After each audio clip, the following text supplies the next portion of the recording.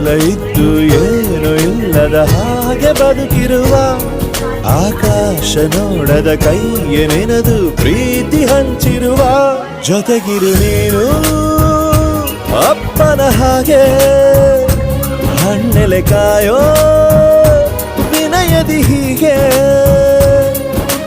ನಿನ್ನನು ಪಡೆದ ನಾವು ಪುನೀತ ಬಾಳು ನಗು ನಗುತ್ತಾ ಬೊಂಬೆ ಹೇಳುತ್ತೈತೆ ಮತ್ತೆ ಹೇಳುತ್ತೈತೆ ನೀನೇ ರಾಜಕುಮಾರ.